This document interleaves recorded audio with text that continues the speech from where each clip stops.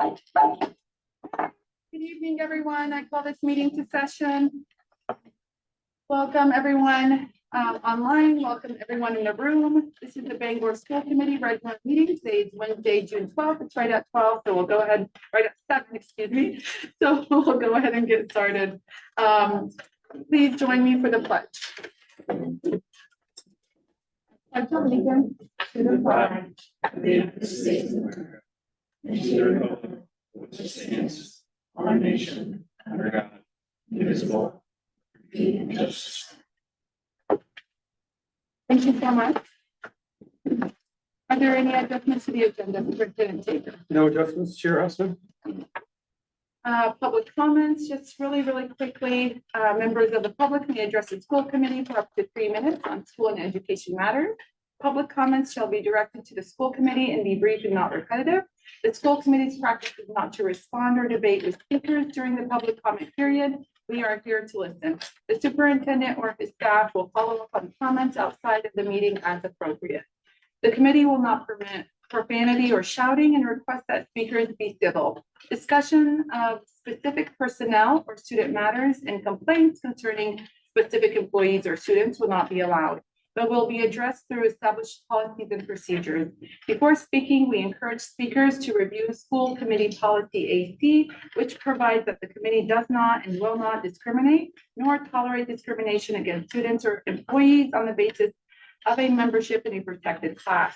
Speakers who share comments contrary to this policy will not be allowed to continue. Do we have any public comments tonight other than our presentation? No? Okay. Moving on, we jump to superintendent's proposals and updates. We have a couple of action items. The first one being the revised second reading of FY25 budget. Yes, Chair, I'm recommending approval of the revised second reading of the FY25 budget.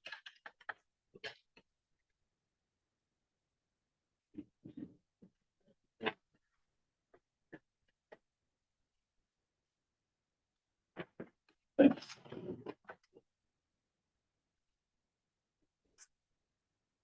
Well, good evening. I've been encouraged to be brief. I will try. Yeah, well, first I wanted to say that this is the revised second reading, and this is exactly the same numbers that you saw in last meeting. So I need to read them into the record, but there is no numeric changes whatsoever.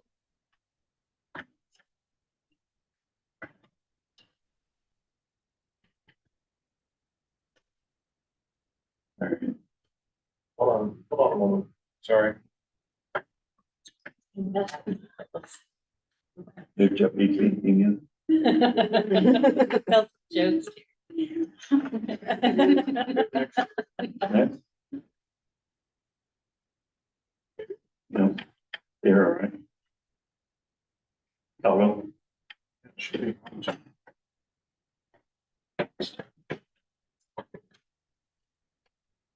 You didn't turn it on? Nope. Okay. All right, we're off to a fine start. All right, this is the revenue sheet. It shows you how we're going to pay for the budget.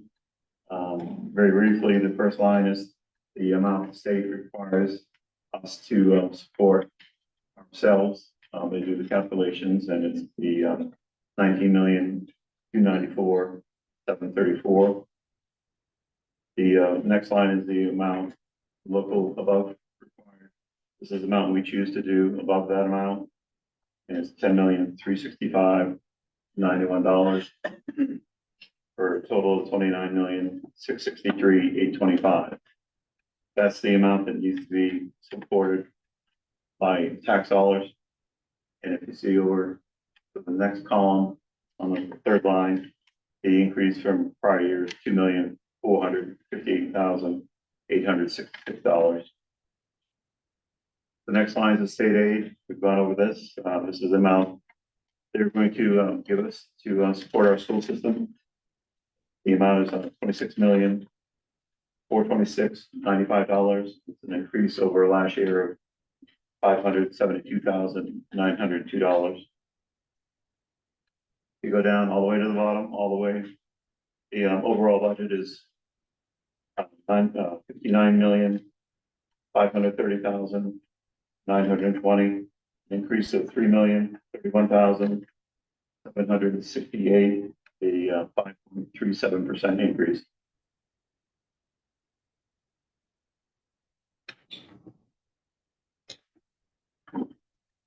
And if you look, there's numeric numbers down the very right-hand side of the revenue.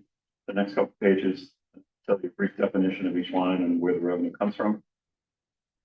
Moving on to the expenses. This is a representation of the budget categories that the state likes to see and requires. It breaks it down between special education, regular education, etc. You can see the numbers, like I said, have not changed. I can read them off, but I'm not going to unless you want me to. The same total at the bottom, the $59,530,920. The same year increase, a little over $3 million, and 5.37.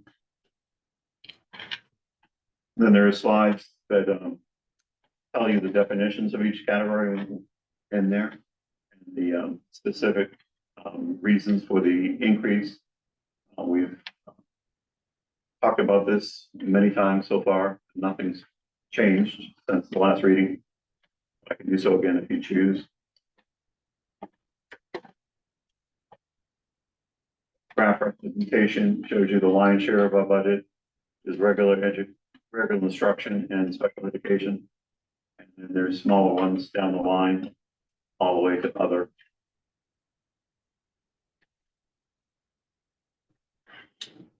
And then for your reading, it was a section for each one of the budget categories.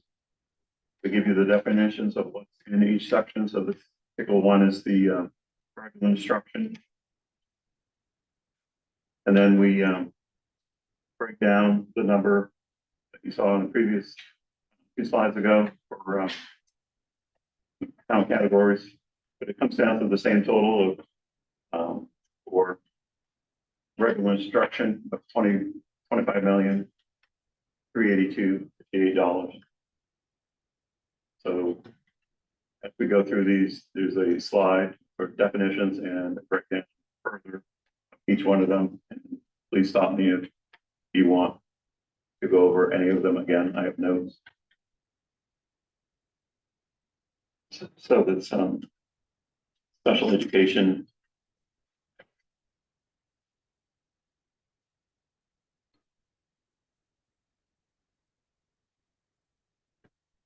Hard to see it the same.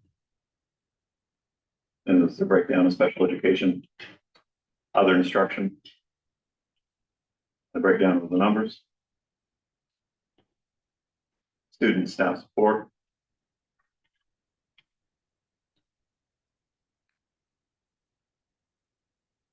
system administration, one of the where the cut for the consultant decided, and breakdown of the numbers. School administration, and once again breakdowns. Transportation, like it sounds. Facilities, we that number we try to do as much as we can what we have to keep our 10 schools as beautiful as possible.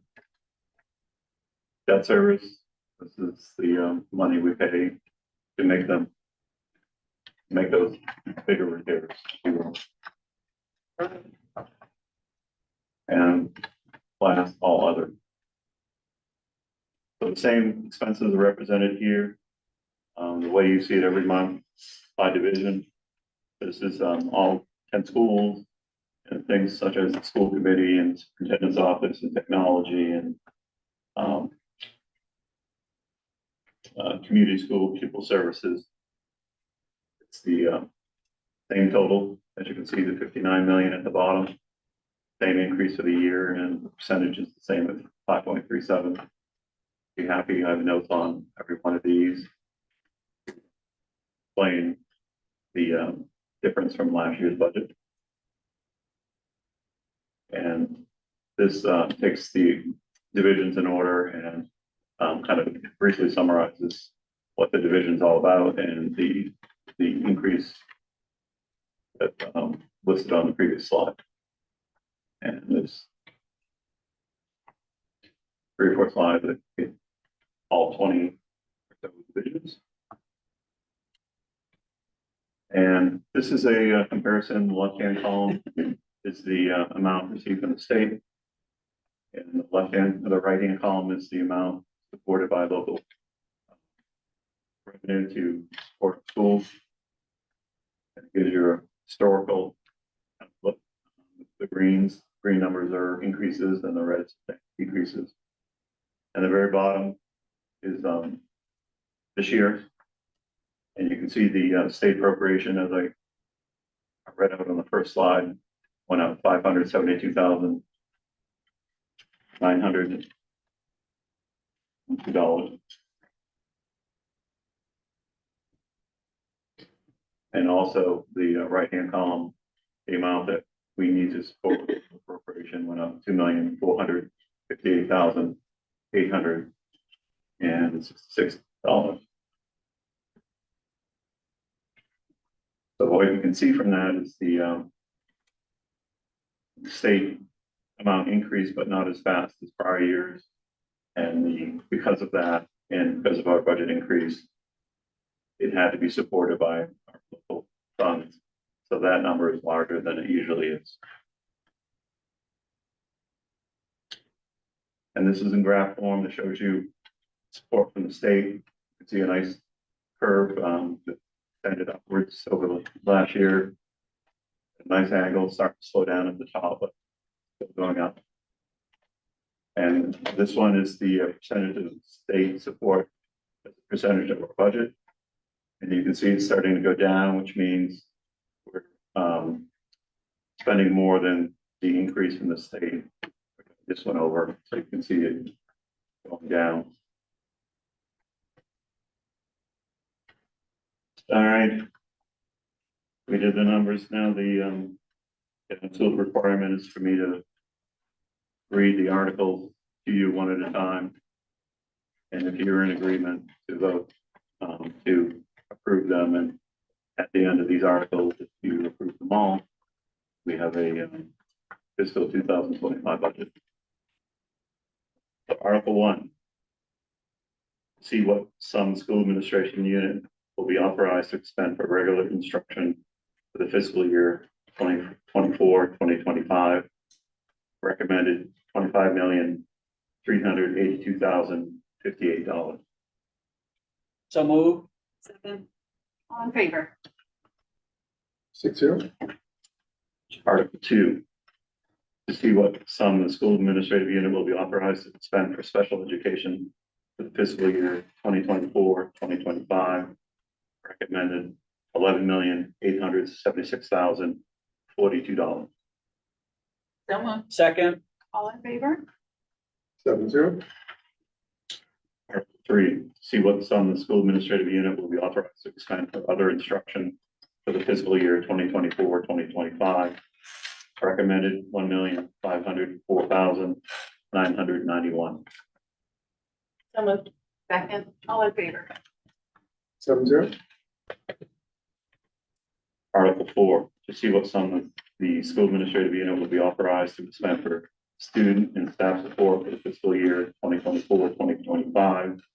Recommended $5,649,365.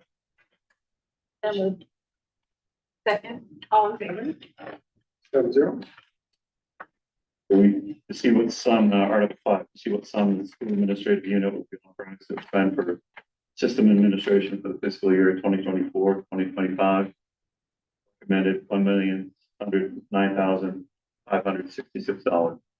So move. Second. All in favor? 7-0. Article 6, see what sum the school administrative unit will be authorized to expend for the school administration for the fiscal year 2024-2025. Recommended $2,944,992. $1,176. So moved. Second. All in favor? Zero. Article 7, to see what sum the school administrative unit will be authorized to expend for transportation and buses for the fiscal year 2024-2025. Recommended $2,163,200. So moved. Second. All in favor? 7-0.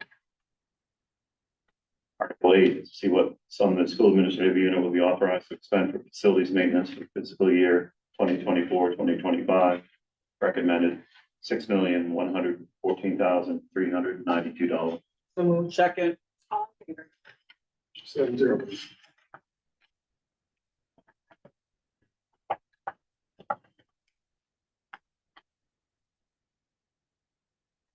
Article 9, to see what sum the school administrative unit will be authorized to expend for debt service and other commitments for fiscal year 2024-2025. Recommended $2,180,000.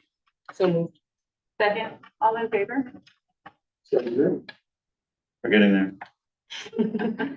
Article 10, see what sum the school administrative unit will be authorized to expend for all other expenditures, which includes $25,000 for food service program support for the fiscal year 2024-2025. Recommended $107,130. So moved. Second. All in favor? 7-0. Article 11, to see what sum the district unit will appropriate for the total cost of funding public education from kindergarten through grade 12 as described in the Essential Programs and Services Funding Act. Recommended $59,530,920. So moved. Second. All in favor? 7-0. Article 12, the senior school administrative unit will appropriate $397,795 for adult education and raise $245,000 as the local share, with authorization to spend any additional incidental or miscellaneous receipts in the interest and for the well-being of the adult education program. So moved. Seconded. All in favor? 7-0. And the last one, Article 13, to see if school administrative unit will raise $18,023 to be used for the Bangor School Department's vocational education assessment. This assessment is for the UTC adult education budget, which totals $318,520.80, of which $60,847.08 is supported by setting districts. So moved. Second. All in favor? 7-0 passes. Okay, we have a budget. We have a budget. I will send this on to the city. And the city will incorporate the new numbers into their budget on the 24th, I believe. Thank you so much. Thank you, Jerry. Appreciate it. Okay, so moving on, the next action item is the local delegate to the MSBA Annual Delegate Assembly. Yes, the committee should nominate a local delegate and alternate to the NSBA Annual Delegate Assembly scheduled virtually for October 19th, 2024. The MSBA will hold their regional meetings in September. Pentecost will be via Zoom on September 9th, 2024. The delegate assembly is responsible for the proposed constitution and bylaw changes and considers resolutions of the associations. We want to vote for a delegate and an alternate. Are there any nominees? Volunteers. Any volunteers? I'll volunteer. Thank you. Do we have an alternate? Sure. Done. Okay. Member Surratt, member Jandro, thank you so much. Can I get those dates confirmed on the email? Yes. Moving on to informational items, and we have the grant update. I think it's the superintendent. So Kathleen, Oh, Nessa Fund will provide a grant update for the 2024 school year. Thank you for being here. thank you. Good evening. Good evening. I'm Kathleen.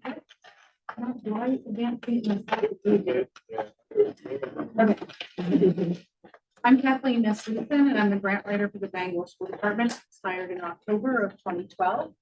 And I'm going to give you an update on the grants that we received this year. So I first wanted to just give an overview of grants in case people weren't familiar with what we were looking for when we applied for grants.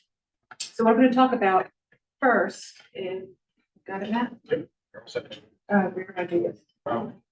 Okay. Sorry. There we go. So the first thing I'm going to talk a little bit briefly about is what are we looking to support with grants? Like, why are we looking for grant money? How do we choose the grants for which we decide to apply for? And then what grants we have applied for and we received. So what are we looking to support? So there's many different things that we can support with grant money. Sometimes there are district-wide initiatives, something that will be across the district, will affect a lot of students. For example, pre-K, putting in more pre-K classes, full day pre-K, that's a district-wide initiative that we pursue. Sometimes there are department initiatives, and there are things that are specific to different departments. Maybe the food service department needs some equipment, or special education needs funding for something specific, or the facilities department needs funding. So I'll work with them on grants. And then sometimes the principals will identify school projects, and the principals will say, well, my school needs this, or we could use this at my school, but we don't have money in the budget for it. And then I'll pursue grants for those. So a lot of times it's to enrich or enhance the curriculum.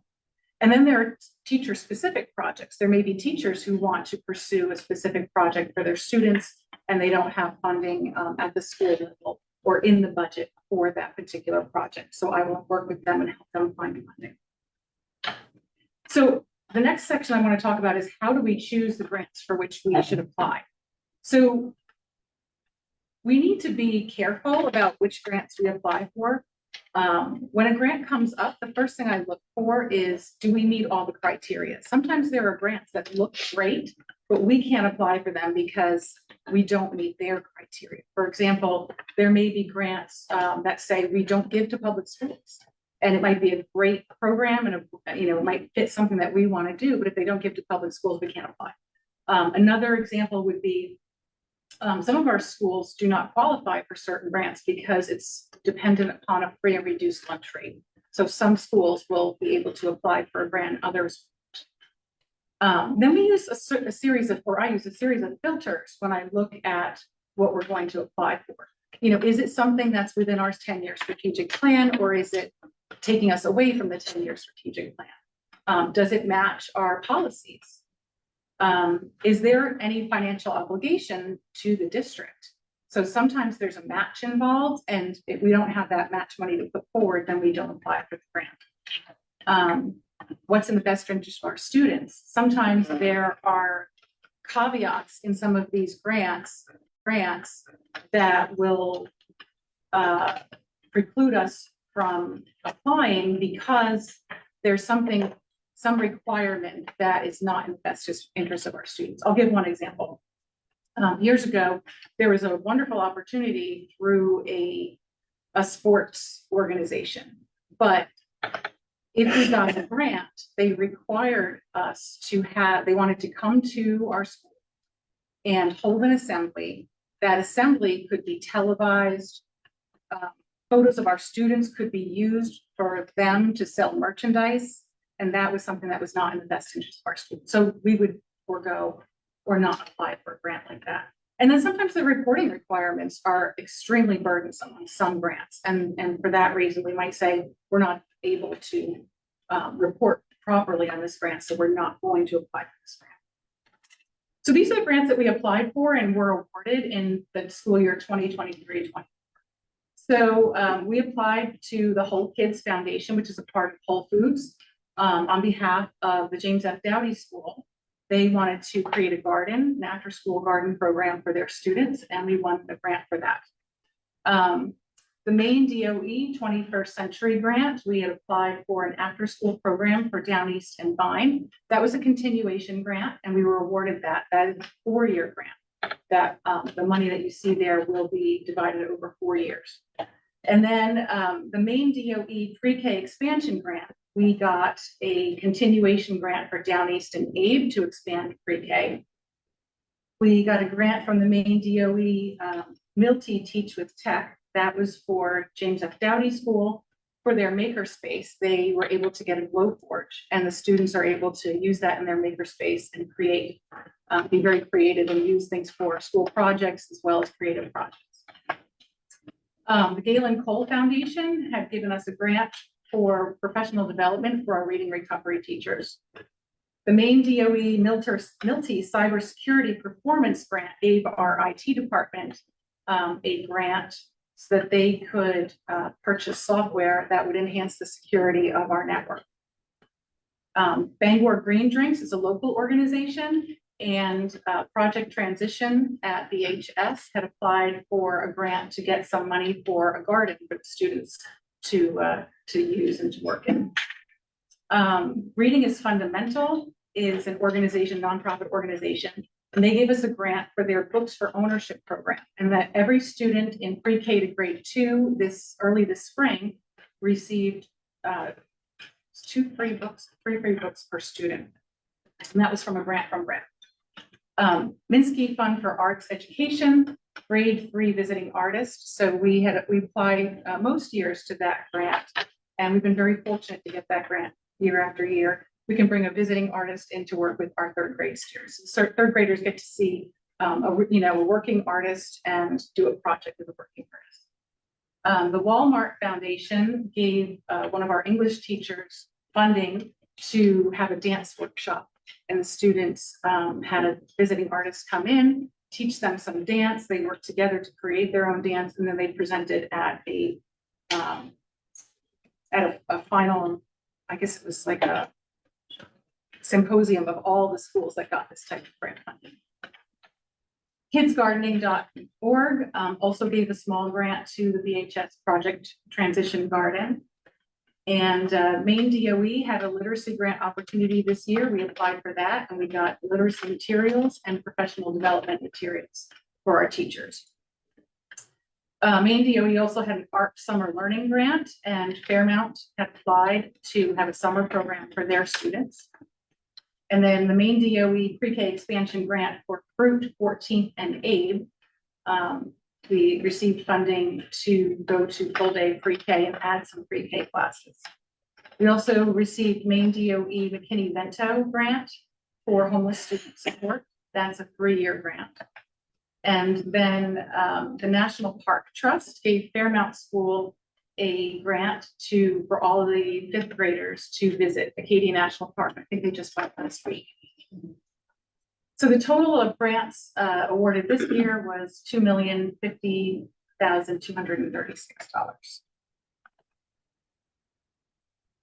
Question. Sure. So if a certain school identifies a need, or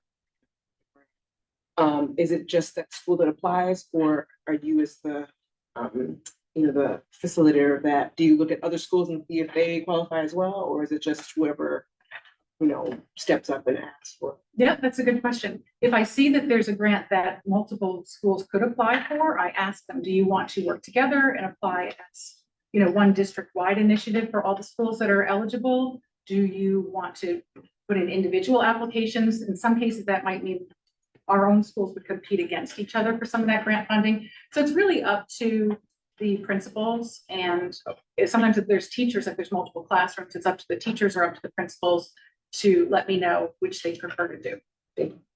There can be advantages to both ways. Any other questions? Member Surratt.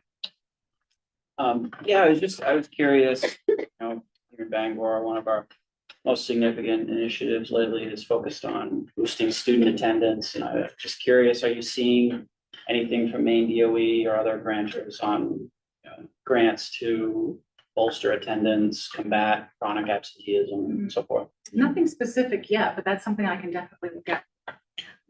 And that may go hand in hand with another initiative, maybe. Like we had some grant funding a couple of years ago for SEL, and that would help kind of, it may be a secondary benefit to boost attendance to have some SEL lessons given to all students. So I can definitely look.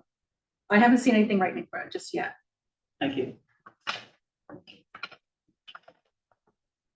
Any other questions? No. What is the, I don't know if you call it success rate or, you know, in terms of, you know, how many applications are accepted? Yep, so, you know, that's difficult to answer because from year to year, it can really change. Whether or not you get a grant doesn't always depend on how good your organization is or even how good your grant writer is. Sometimes it's a matter of the competition. So for example, I'll give one example. There's a wonderful grant by the Laura Bush Foundation, and it's for school libraries. And we've gotten several of them. I think Fairmount got that grant, Down East got that grant. And I think we've applied for a couple of other schools. And in some of those years, we didn't, even though we had a great application, we didn't get the grant because there was a disaster in the South. Maybe it was Hurricane Katrina one year. And, the foundation decided, you know what, we're just going to forego all the applications and we're going to give all the money to the schools in this area that suffered this disaster. So that can happen sometimes. And sometimes it's just the competition. But I can tell you, I have a list here. I've been here for 12 years and I've applied for 238 grants and we've been awarded 138 out of 238. So that's about a 58% success rate for us right now. But like I said, that can vary from year to year. Makes sense. Thank you. Any other questions? Thank you. Thanks. Appreciate it. Thank you very much. Moving on to our diversity, equity, and inclusion and belonging report. I'm really excited about this, and we have 4.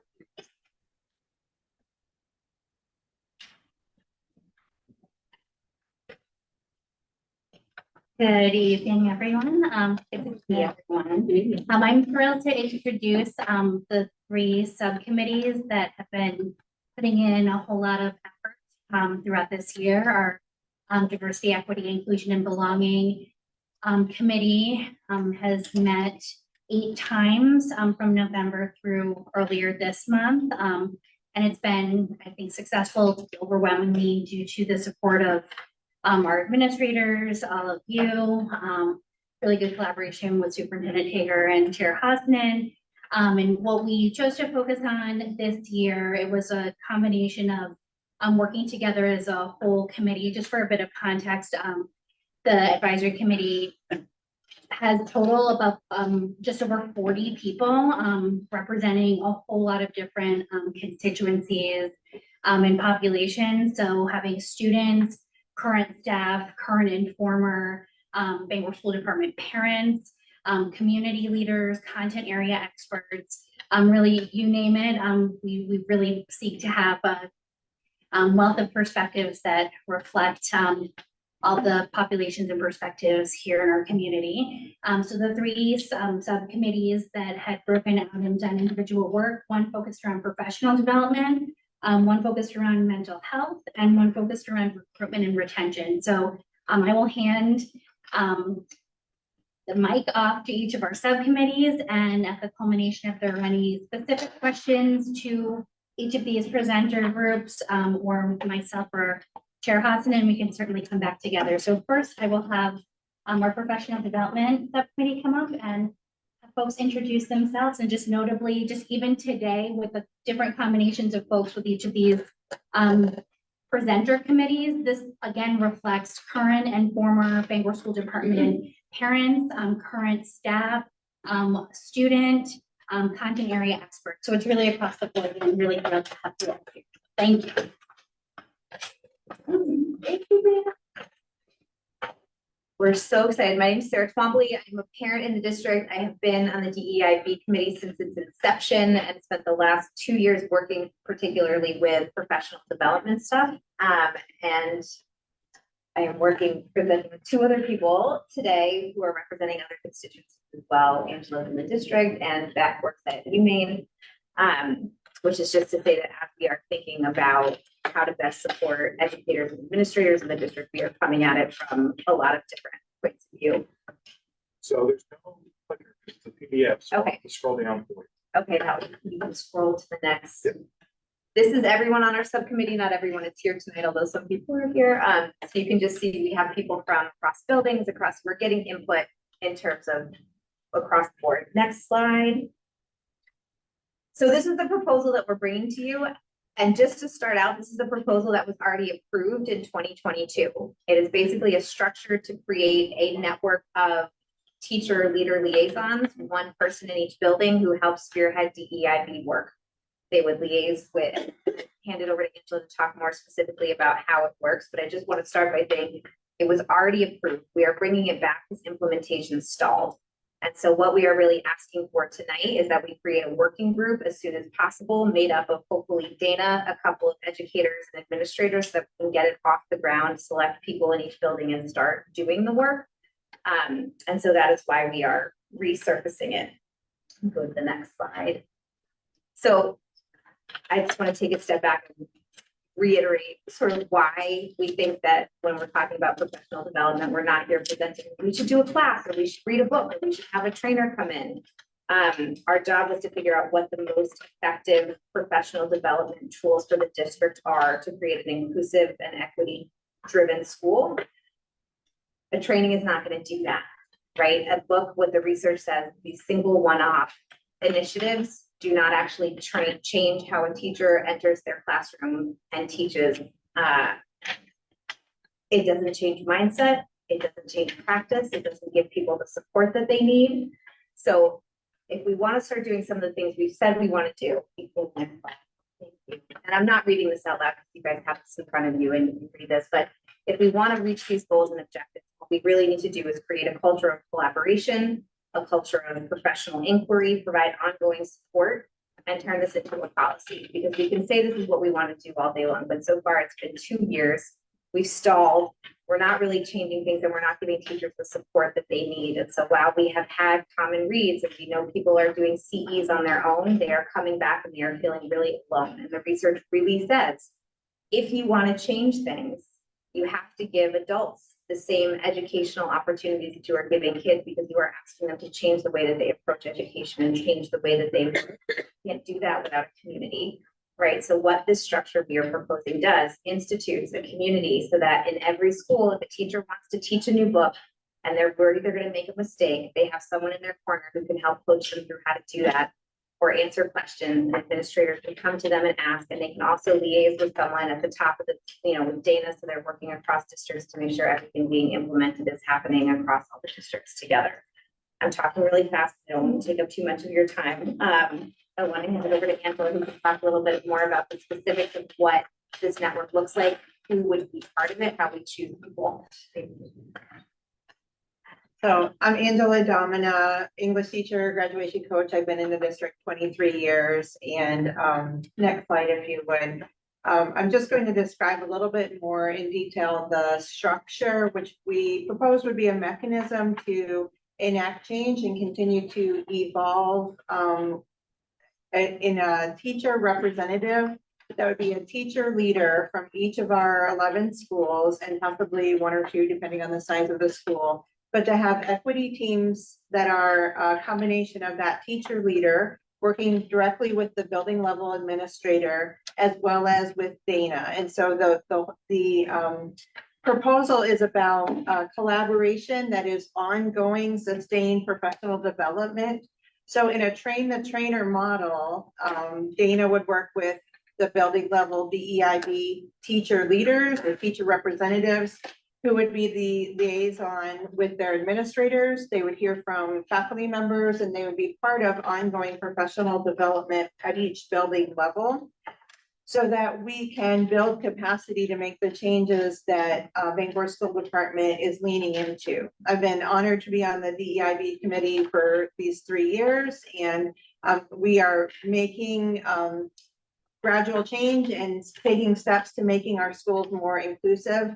And this proposal would allow teachers to collaborate with their administrators and to be part of enacting what one single person in Dana cannot do. She cannot be in all buildings. She cannot be at all grade levels.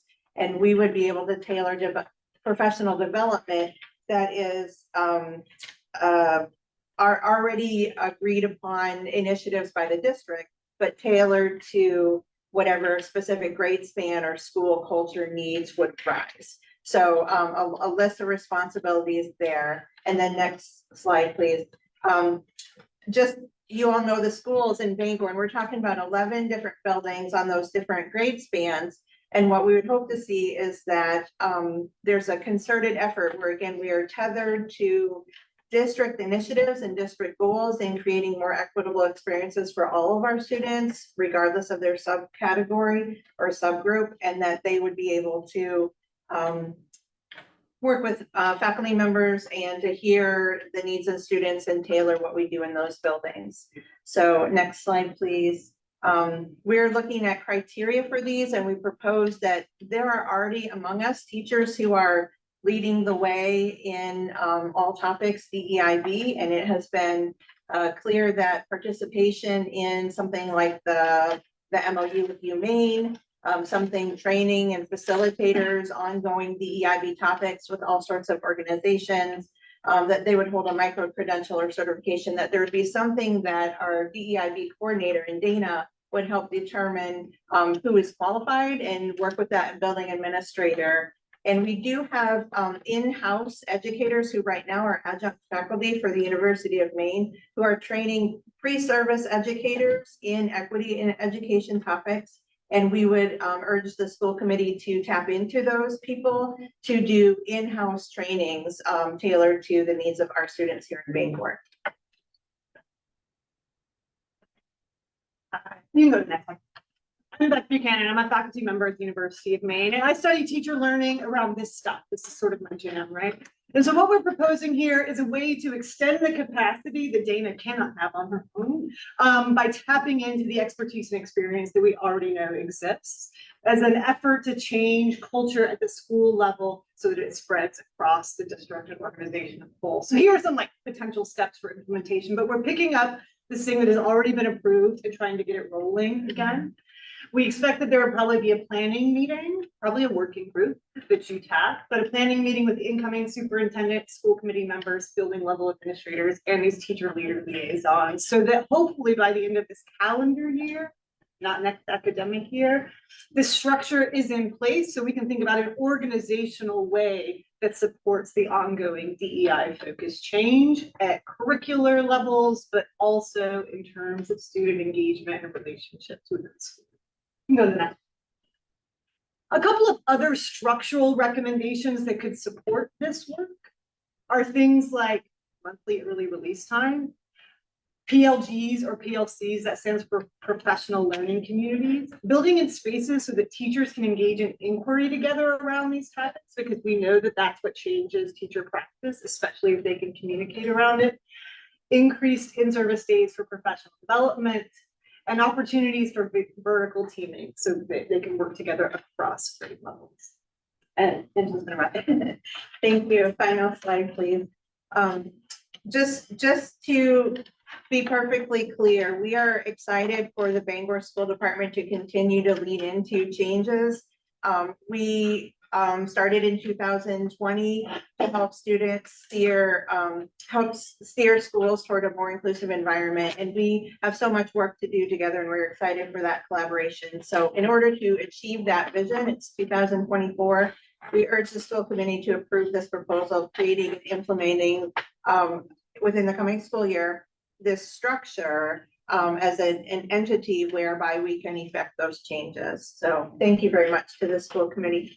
Thank you. And I think if it's okay to ask questions for each school committee, subcommittee, excuse me, because I don't want the school committee members to forget their questions. Yeah.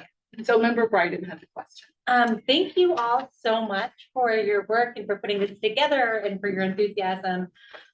These are great ideas, and it's always so encouraging to see folks that see something stalling and thinking there's got to be a better way that we can push this forward. So kudos to you for not giving up on that and the continued work.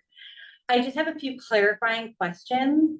Would you say that these teacher leads would be having professional development PD sessions? It said 10 to 20 minute sessions on one of your slides.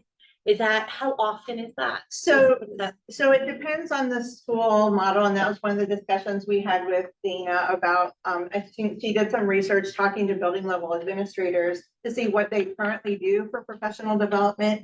And there would be a way for a teacher liaison to bring up a topic or to have a handout or discussion or to ask something in a regular monthly or bi-monthly faculty meeting. So it's sort of embedded in that structure potentially, with room for more opportunity. Cool, thank you for that Sure. clarification. I just have two more questions. The other was for these in-house trainings, I know that you're talking about a lot of subject matter experts with a great deal of knowledge and expertise to bring to these areas. And maybe I was just hearing a lot about, CEUs. Is the idea that you would be able to earn any extended credential from your actual sort of DEIB liaison in-house be something that you're working towards? So, yeah, so every 5 years, as you might know, teachers have to do a requirement for recertification, and those are the equivalent of 6 graduate credits. And Yeah.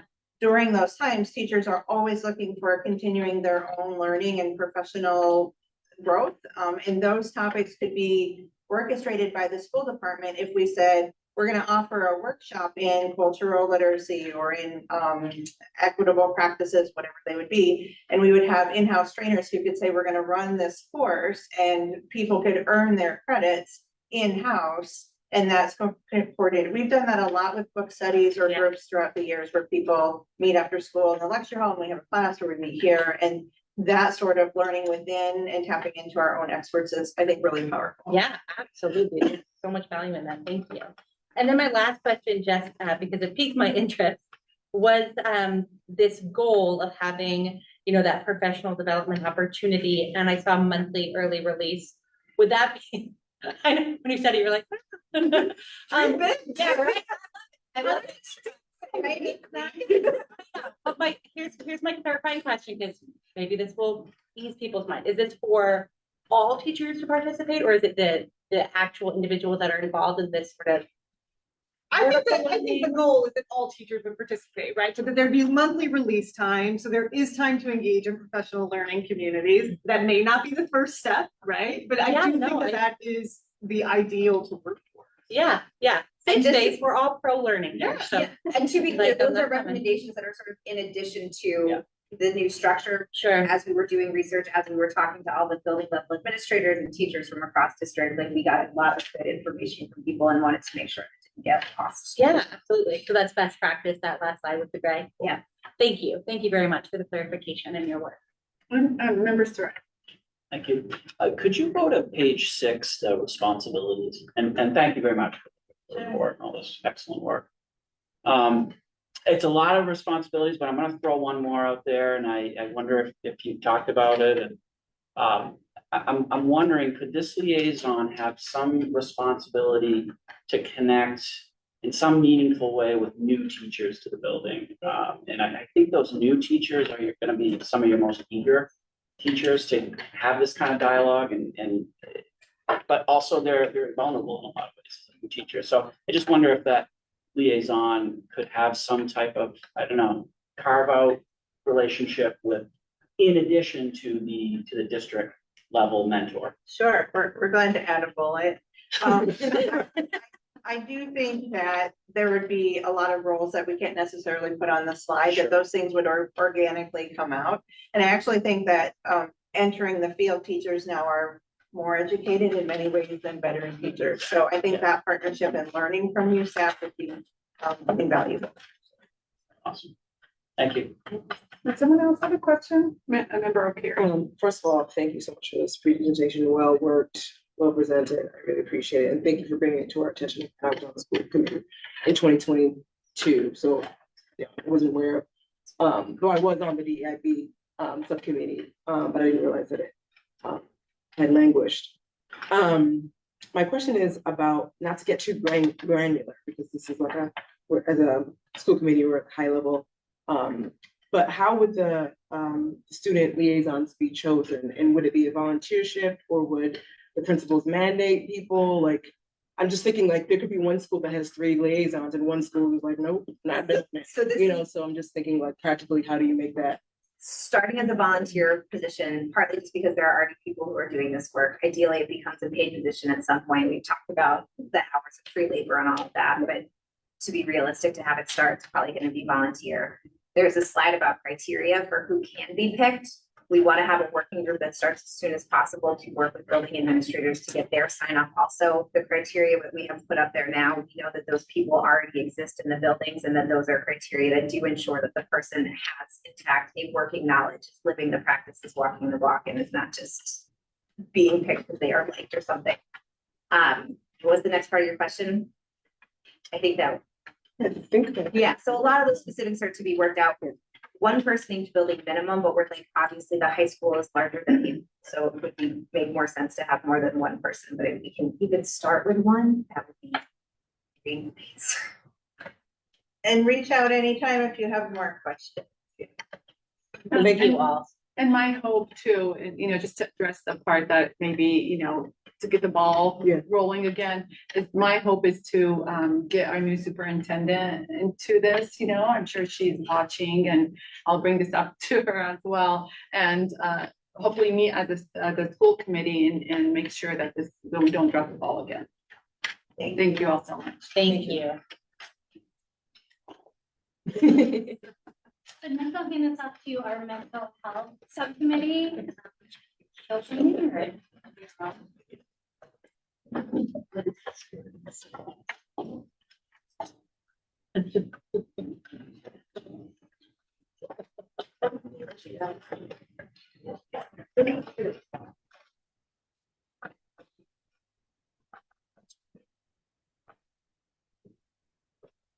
Sure.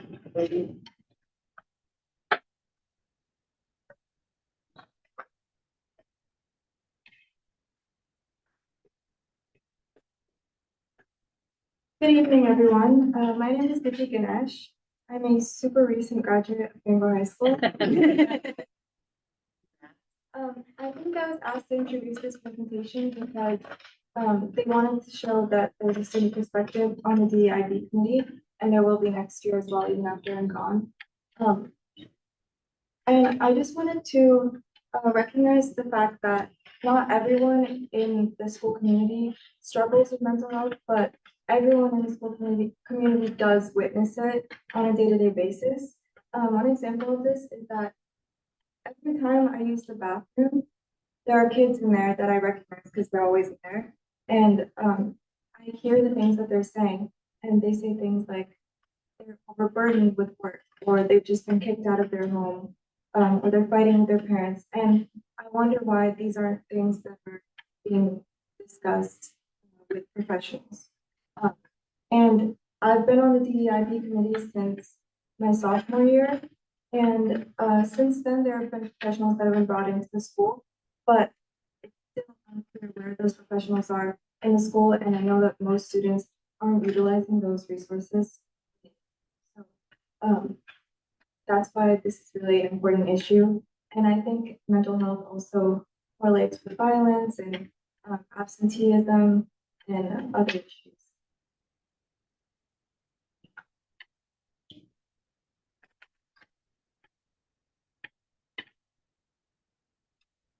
Oh, does that clicker work?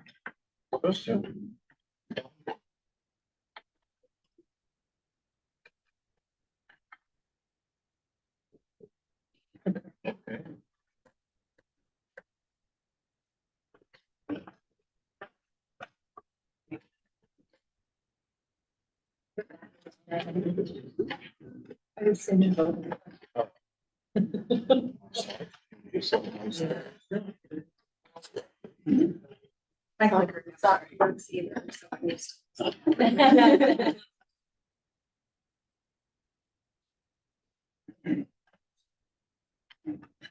it changed. It did. I don't know.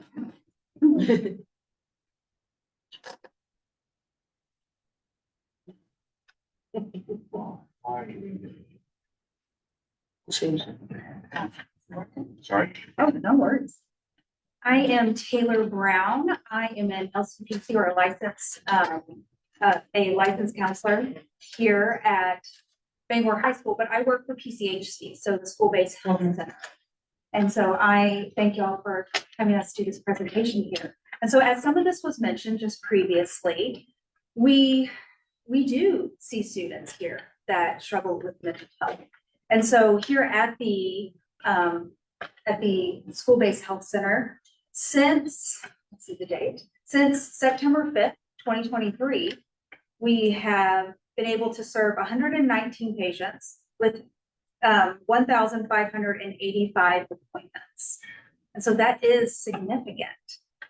But we know that there are so many more that need the services, not only at the clinic, but with our other resources here at Bangor High School. And so we do know that what we have is that we had recently the first participation in the MIAS, which is the Maine Integrated Youth Health Survey.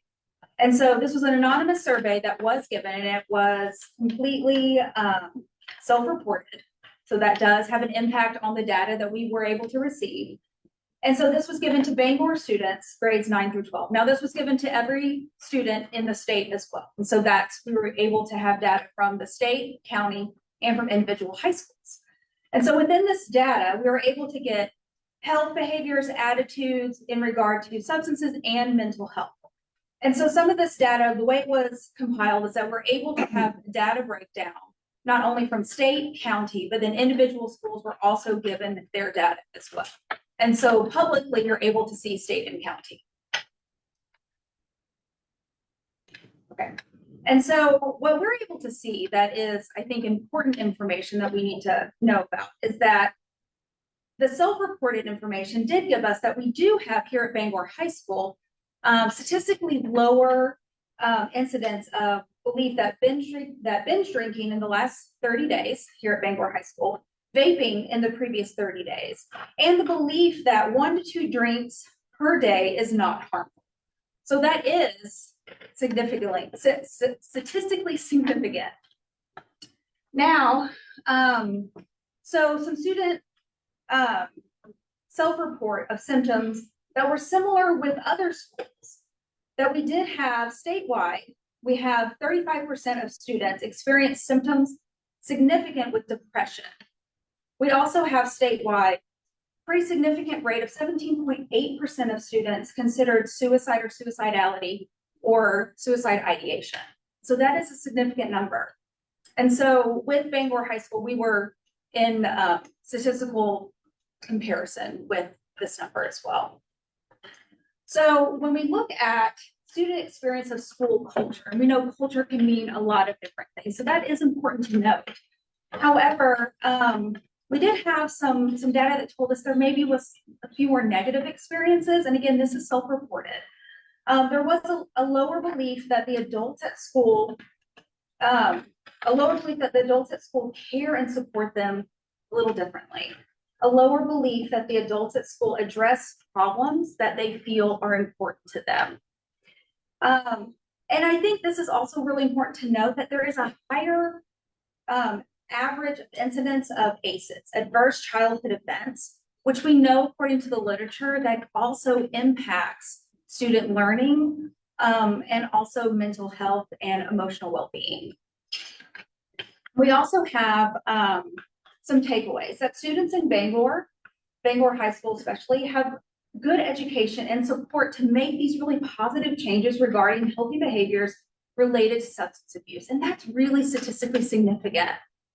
That Maine students, including Bangor students, that there is some data showing that there's higher rates or concerning rates of depression and suicidality. And so those are things to take note of. And so how are we supporting these students and what can we do? And also that there may be some feelings of less support in Bangor High School, but there's also places of how can we then do things that are supporting these students in a variety of ways, because these are self-reported. And so what are some things that we can be doing within culture at school? And so we do have some recommendations. And as we move on to recommendations, I'm Dr. Barron. I am the Bangor School Department District Psychologist, School Psychologist. So, recommendation. Based on those ACEs numbers and the impact of trauma across our district, having ongoing professional development for school faculty and staff regarding trauma informed practices, tier 1, tier 2, tier 3. So classroom wide, sort of small group, and then more individualized support for students. We just need to plug that we are doing this. We just need even more. It's happened. I've given some. It's there, just we need more. We also spent a lot of time talking about training on civil discourse and restorative practices. How do we incorporate that into our standard practice across our schools? We do a lot of conversations, and there's a lot that goes into implementation in a way that is meaningful. In terms of students, we would like to administer a mental health screener to all students, starting with high school and middle school as sort of our initial. The idea is the mental health needs of our town, of our nation, across the board are so high, and we need to be doing as much as we can preventatively to find these kids and provide resources. It's important, you know, it's easier to see some of the externalized behaviors, right? The kids that are whacking me are gonna come see me. The kids who are just really stressed, it's less so. And this is sort of based on the bias and sort of that high rate of depression that is a national problem at this point. Also sort of that they are unlikely to reach out for help. So how are we able to build this in a way that allows for access? And also the bias is anonymous and doesn't screen for all of the issues. So there was a lot about substance use, which is good information. There was some on depression and some on suicide, and some on sort of acceptance and culture. There's a lot more that we could be looking at in terms of anxiety and depression, in terms of suicide and trauma, and how do we better serve those kids so that they have sort of a strong involvement in school throughout their time here. One way that we would really like this to happen is support groups at the high school specifically. This could be facilitated through the PCHC clinic, as well as through the school social workers that we have here at Bangor High. They would be topic specific, so there could be a social group about depression, about grief, about anxiety, about ADHD, executive function kind of things. Self-advocacy, social skills. I mean, really, it could be whatever. We have enough kids who are interested in it. We could probably facilitate that. And so can we reach a higher number of students in a way that it's doable? And we could, the mental health screener could potentially lead us into what would these topics be most meaningful. Training in civil discourse and institution of restorative justice practices. I think that those are both really important in terms of that. How do we get kids to feel comfortable in talking to us? How do we give them the tools to be able to have these difficult conversations that we are having in our entire country? How do we help them learn those skills in a way that is really powerful? And also training in how to respond to peers who disclose mental health. What do you do when you have a friend that reports this? What is the responsible thing? Because that's a lot to ask of a kid. That is a really hard place to be. And if you haven't had that conversation, or you don't have a close relationship with a parent or someone else, it can be even harder to reach out. And so providing students with some basic training. What do you do? Who do you go to?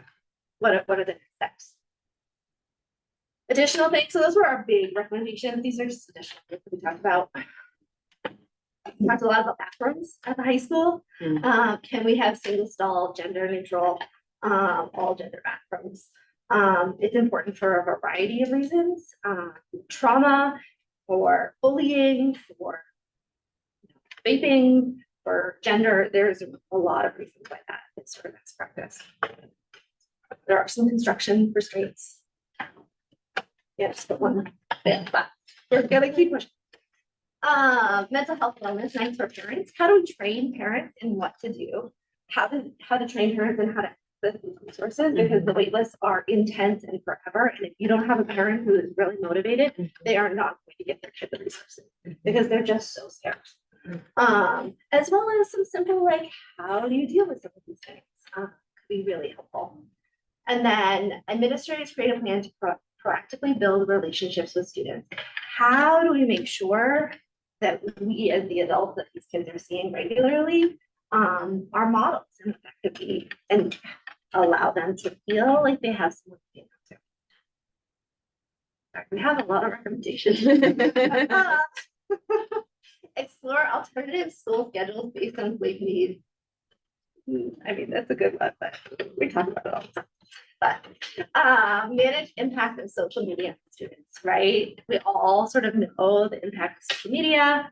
And I think it's really important to have those conversations, right? What is this giving to your life and what is this taking away? And coming at it from a place of curiosity and letting students, especially our high school students, really think about this.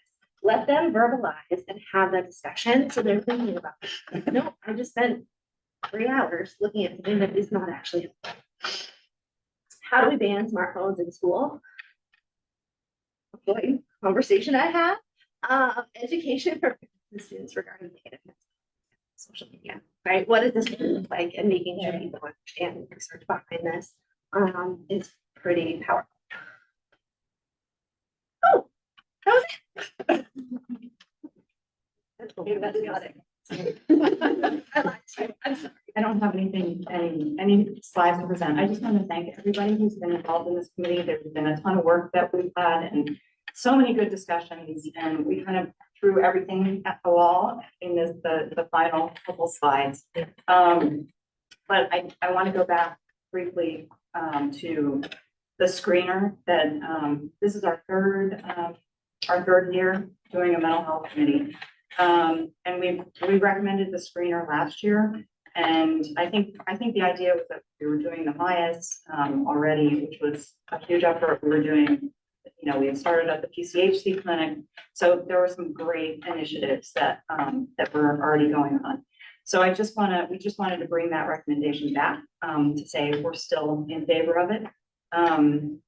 I don't think it would be a huge burden on staff. That's my perspective, of course, not being a school staff member. I think the issue that came up in the discussion was once you identify those students, what do you do with them? And we would need to have a plan for how to get those kids help once they're identified. So again, the MIAS identifies symptoms of depression and suicidality. It doesn't go into things like anxiety, trauma history, PTSD, other mental health issues that might be captured by a screener like that. And the MIAS is aggregate data. It's not individualized data, so you can't identify the kids, by the nature of the instrument. So, yeah, so I just want to thank all you guys for all your work, and thank you for having this committee, giving us the opportunity to give you some ideas. Come back up here. The member Sprague had the question. Thank you, and really just say thank you. I appreciate the work and the presentation. I like all the ties to parent nights and parent education because so many parents and caregivers need this information as well. I will say again, and I'm glad to see it up there, about social media and smartphones and screen addiction in general. I think we're living through one of the great experiment in human development and all of human history of our brains being impacted by the stimuli of devices that we don't know how to handle it as human beings. And I think that we really need to be out ahead on this as a convener with the city's public health department and really have a clarion call to action that it's all related to teen depression, suicide ideation, loss of focus, mental health challenges, etc. It's all tied in, and a lot of these metrics notably pivot upwards when the ubiquitousness of screens in our pockets and in front of us, waking up, going to bed throughout the day, the late 2000s and early 2000 teens, all these teenage depression numbers spike right as everybody's getting these devices and getting logged in. And what good is any of the work we do academically if the mental health side of it is in such peril here? So I think we need to keep this conversation going in a big time way, and I am fully supportive, and I think big groups, but Can I just make a comment? Thanks, Ben. I think, I agree with you totally, and, we had talked about that last year, and I hope, something, we can do something about that. Yeah, there's a book, Jonathan Haidt, who's a psychologist at NYU, just came out with a book you might have heard of, and I just can't think of the name. Anxious Generation, yeah, thank you. And his primary argument is that we're overprotecting our kids when it comes to physical risks. We don't let them cross the street or ride their bike down the street, but we're underprotecting them when it comes to social media. So I would highly recommend folks reading that. Member Bryden and member Spratt. Thank you all so much. This is such important work, and I know a lot of work, and I really appreciate you giving so much of your time, energy, and expertise to gather this data for us. I do have a couple of questions about the data. Specifically, the MIAS is, what do you have the rate of completion on the students that reported for the MIAS this past year? The rate, like how many students? 68, yeah. I think it's 68, yeah. 68%? It was something that was way better than what I thought it was, and I was like, this is actually, it was over 50%. but I don't remember. Okay, thank you for that. Can I get a little bit more clarification on the screener? Would that be something that where's the privacy, like, what's that balance look like? So that's the problem with why the screener has taken some time to go, right? Yeah. Because, right, we're gonna need consent across the couple of boards, right? We're gonna need parental consent, we're gonna need kid consent, right? We're gonna need to say who gets this information, where does it go? And we're gonna need to have a plan about it. Right. And that changes depending on the age of the kid we're talking about, right? When we have a high school student versus a Right. student. So that is the challenge of the screen. Yeah. Right. Because I just feel like that data is so rich, but how many of the students that you all know need the most help weren't there at school that day to take it, and aren't going to self-report. So how do we address that? Obviously, this is the ongoing issue, right? And I know that right, and we're not right. But the screeners would address that if we got through the Yes. Okay, thank you for that I'll say clarification. also that, this is done, it's a common practice, yeah. It's Yeah, not like yeah. we're, suggesting something radical, so other schools have done it, know how to do it, so. Right, exactly. Yeah, and a lot of what's on here is happening in other schools, Old Town just passed the gender inclusive bathrooms, and there's great models happening, so I love the ideas. I just want to say, I will do whatever it takes to support the group meetings of the students. There's so much value in that, there's just So lack. that we are working, like, that is, yeah, that's moving forward. Will it be where the clinics are? Will it be at middle school, high school, or is it? So right now, we're moving forward in regard to right now just high school, and so Okay. looking at groups that are topic focused like that, and also, so we're with school counselors and with social workers and PCHC. So we're in talks to move that forward, hopefully within the fall. Amazing. Yes, Thank so you. that's Will that happen during the school day?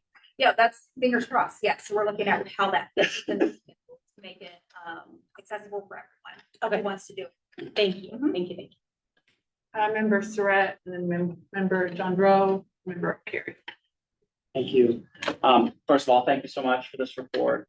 I do want to circle back. I plan to bring it up during the committee updates, but I want to circle back to the conversation on cell phones and social media. I actually had a policy committee meeting recently, and I brought up the idea, or I asked Assistant Superintendent Member Harris to look into what policies already exist in schools, talk to MSBA on cell phone bans.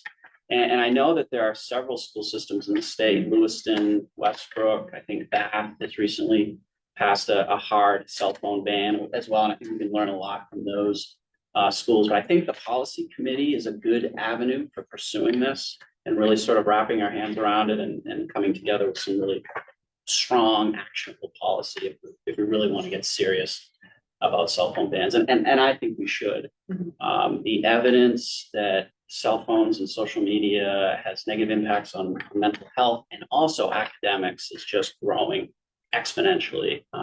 And coupled with that, just about any conversation I have with a teacher, a current teacher, a retired teacher, a current administrator, a retired administrator, and I ask them about the cell phones in schools, and they say they are causing a lot of harm in schools. So I think I totally agree with Member Sprague, and I know others here.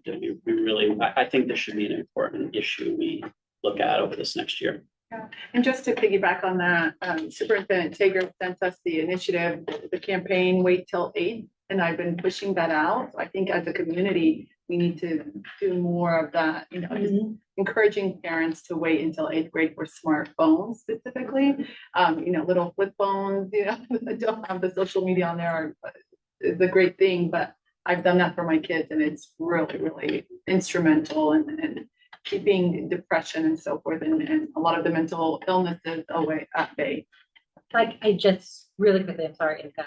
I would be remiss if we didn't at least mention that the biggest challenge here is parent education. So I appreciate you all. It can't be obviously banning things doesn't work in keeping kids from doing it. We all know that there's plenty of evidence, but it's the parent education. And so I appreciate that being built in. Obviously there are rules and regulations, and I agree with the policy on wait till the 8th. I think there's a lot of value there, but it's not going to mean anything without that parent piece. So I appreciate you putting that in. So I'm gonna just echo that I am also pro smartphone policies and that, because as a person who studies human communication, and Dana, you can appreciate this, we've come through a lot of the same programming for our education, but I'm really glad that you had a piece on civil discourse in there, because along with the rise of social media and smartphones and all things electronic, adults and children have forgotten how to talk to each other. And having taught at the university level now for the better part of 20 years, I have seen a decline in that age group that has clearly started at a very young age of students just not knowing how to express their thoughts and their feelings, maybe even the creative ideas that they're having in a way that makes them feel successful. So I think that all goes very much hand in hand. And I'd love to see that all come together in a unified way. How do we talk about the way that cell phones and social media have affected our ability to communicate as human beings, and then what that does, because if you can't communicate, it's hard to thrive. So it's a great presentation, great thought. Thanks for this. A lot of my questions were already asked and answered, so I appreciate that, but I do want to express my gratitude towards this committee in general, this particular subcommittee. It's extremely important work. I really appreciate that. I had a question about one of the slides, the first recommendation slide. It's fine if you can't pull it up, but you mentioned something about some training or programming was already taking place. Yeah. What was the name of that training, and how much is being done now, and how much do you think needs to be done in the future, if that's possible?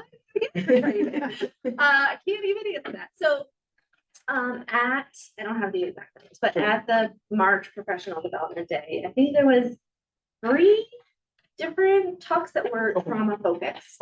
One I helped create, I did a different one, but so I think Ray could have even, but there was several. There were several teachers who went to some training and helped create those presentations. And then I actually just went to the regulated classroom, which is the main DOE trauma-informed practice that they are sort of providing right now. And it's to train the trainer. So I just did that last week. And so I have the resources to be able to train other personnel. So that's going to be coming next year, hopefully. And I know some other students other teachers at Downings I know have done it. And so it's an ongoing thing, right? We need professional development on all things, right? And so it's a balance, because we need also the education academic side of things, but we really when I look at the ACEs of Bangor and look at them nationally, the impact of trauma, big trauma, little trauma, just the trauma of sitting in a classroom and feeling alone and scared is trauma, right? Feeling that dysregulated for that long is trauma. That's not big T trauma, but it's trauma. And we need teachers who know how to manage that for kids and to bring them to a place where learning can happen. Because learning can't happen if you're stressed. And so I would like to give teachers like as much as possible, but I think that it just has to be on everybody's mindset that when we have these days of professional development, how do we include that? And how do we include that in the midst of other things, right? We can talk about reading, but also talk about how you're getting your class to be in a place that's right. So we can do trauma-informed practice embedded in a lot of things. And I think ultimately that's how it's gonna work, right? Teachers don't have time for anything. They need to embed this in every single thing that they do. And that's how we're gonna have success. That was a really long answer. No, that's really good. I think what Dr. Fearon's saying, really, it dovetails with what the previous presentation was talking about, that this is about, you know, a cultural shift within the schools and prioritizing our kids' well-being, so that they can learn. And, you know, I think that the idea of the cell phone ban, it's got to be brought into by everybody, and it start with kids, maybe the students having have a club, like a no cell phone club. I mean, it would be the nerdiest club. But it might be cool over time.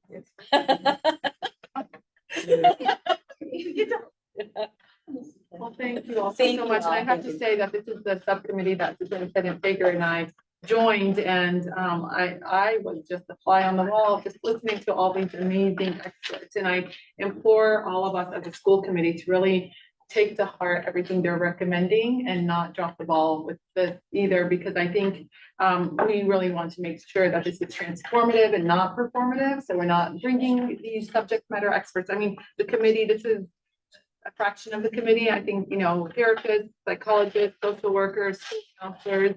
So we have the best of the experts here recommending things. So I really implore us to take this seriously and share it with Dr. Robinson and go from there. Thank you all so much. Thank you. Last but not least. Certainly not least is our third subcommittee that worked on retention, hiring, and recruitment in the opposite order. So recruitment, hiring, retention to present. And again, really quick, I just want to also publicly acknowledge Nubby for being a part of this for so long and doing this dearly when you go to work. And I want to Dr. Georgetown. Thank you all for having us. So we are going to be talking about recruitment and retention. As the slides are getting up there, I love a good bring it all, weave it all together moment. And I would be remiss if I didn't say recruitment and retention. If we want to recruit and retain the best, to be able to do the professional development, to be able to, improve the mental health of our students, that's how we do it. We recruit and retain. So I thought that was I'm Kelsey Stoyanova. I teach English here at Bangor High School, and I am happy to be here to talk about this tonight. And I'm presenting with. My name is Ray Finney. I am the Director of Community Relations and School Safety. All right, so I'm going to talk about the process that we went through, and Ray is going to talk about the product and the recommendations. So beyond Ray and I wanted to also acknowledge that we had representation from UMaine on our subcommittee. Shelley was part of our subcommittee. We also have elementary educators on our subcommittee, and parents and multiple administrators from multiple levels. And so we had a great number of voices. We also had people who had been part of different organizations before, whether those were educational organizations or outside organizations, that were able to talk about the history of recruitment and retention in their organizations, and as well as in the Bangor School Department. So when we first started this process, we kind of have a timeline for you. We identified this as a subcommittee, and then we started to have conversations around the history of recruitment and retention in the Bangor School Department. We kind of talked narratives, and we were able to develop some needs that we thought were kind of big bucket items. Those big bucket items were separated into recruitment and retention and contained, the number one thing was the application process and the hiring portal. And then professional development, which you've heard a lot about tonight, and celebrating and networking within our district, both at the building level and at the district level. And so once we started having those conversations, we brought it to the whole committee and we went through kind of a gallery walk process. And what that looked like is we introduced the buckets to the entire committee, and we had them do a little bit of thinking on their own, but then they worked in small groups to go through a process where they thought about recruitment and retention, and in an ideal world, what would that look like? They wrote down on posters, as you see here, some ideas, and then we put those up all around the library. And we had a silent gallery walk where people just went through, they wrote down some things that they were thinking with the big buckets. And then during the second walk, they were paired in groups and had discussions, and also were able to kind of add to those posters as they had those conversations, and kind of did one final look where they had to star like the priority, what did they feel was the most important. Then Ray and I took that data and we looked at it, we tried to look for trends, and we came up with a one pager that is not in this slideshow, but I believe you all got separately, I hope. Ready? We'll make sure you. Make sure you get the one pager separately.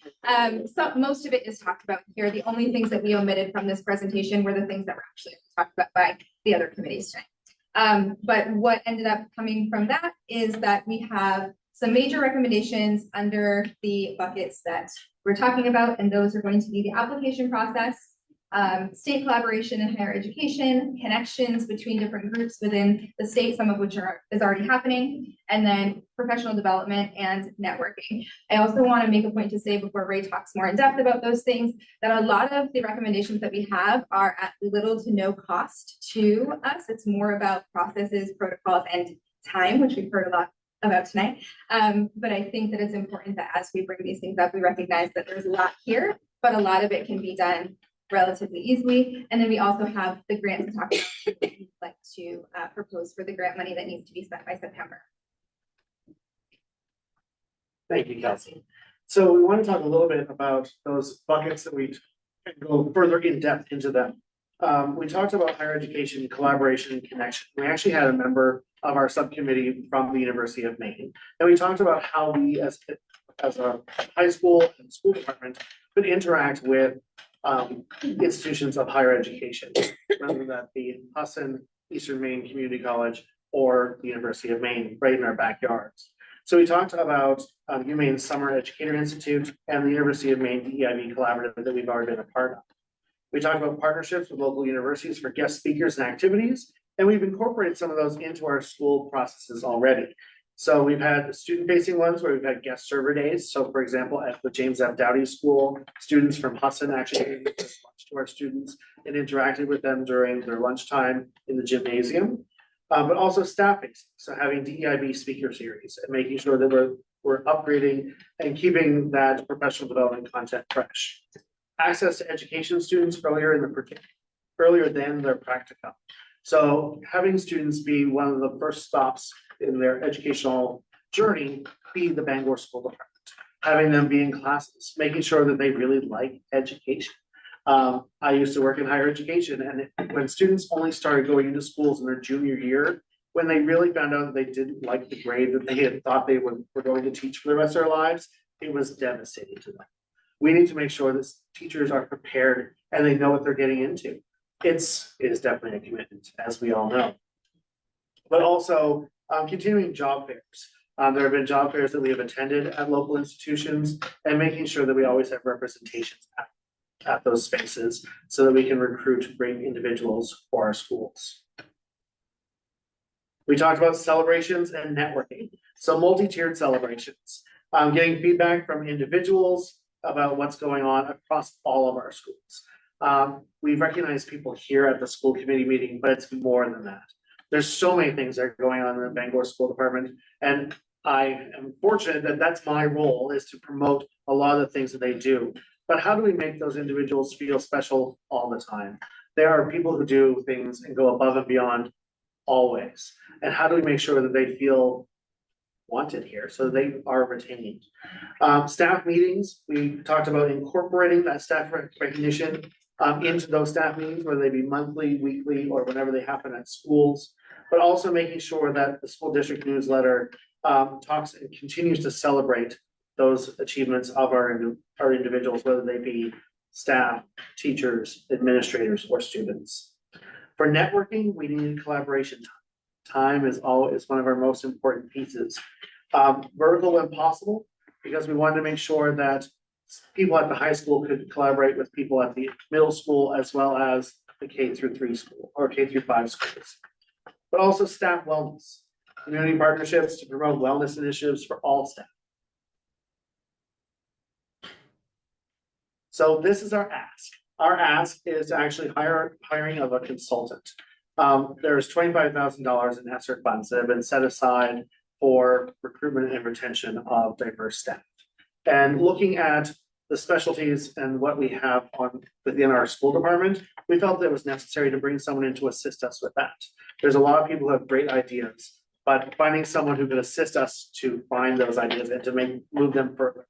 So we'd ask for a consultant to help with hiring practices in the application process, increase diverse applications, whether that be through partnerships with other institutions or whether that be through diverse job postings in different areas, partnering with schools and universities through MOU development and other types of partnerships, but also assisting with professional development that retains staff. And that concludes all of our DEIB presentations this evening. If you have any questions, feel free to ask. Questions for recruitment and retention? I just want to say thank you, not only because I was on the subcommittee, but because it's such important work. It's all important work. I mean, how you focus on mental health if the staff isn't there to support it and to push it through and whatnot. And I just lost my train of thought. This question it just flew away. It'll come back to me maybe. But thank you for that presentation.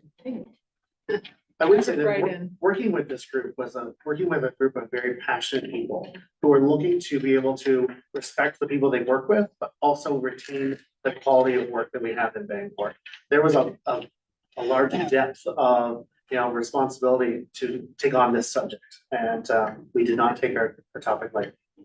Okay, just occurred to me that it has the DIB recruitment and retention title, but that's everything that you mentioned is pertinent to retaining and recruiting any quality teacher, regardless of the quote unquote diversity box they fit into. So I think it's really important. Regardless, you could put this in DIB, you could put it just in general quality of the staff at Bangor School Department.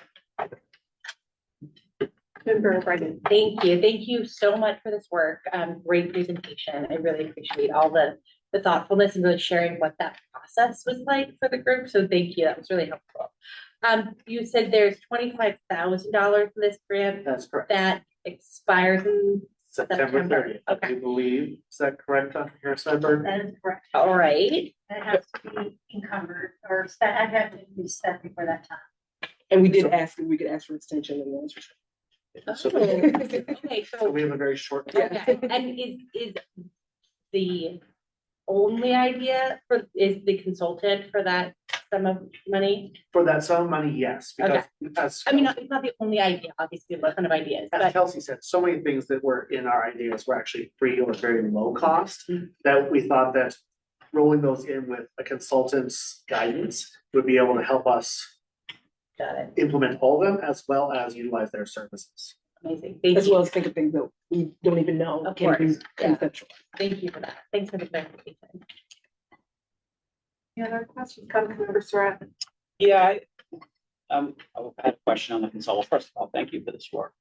And I was involved in this work a couple of years ago, and I served on the DEIB committee, and I'm glad to see it continue. I wanted to ask about the consultant. Does this type of person exist, or that we could get quickly? I mean, it's a short timeline. It is a short timeline. I do believe that this person does exist.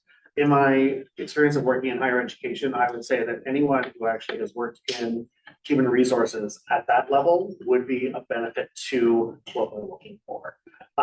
There are also some external companies that actually I get emails from all the time. Because you'd be amazed that, that piece that I have in my job title of community relations brings HR people to my email box. That they're looking for these opportunities, working with school departments to enhance diversity opportunities, but to enhance hiring practices and those types of things.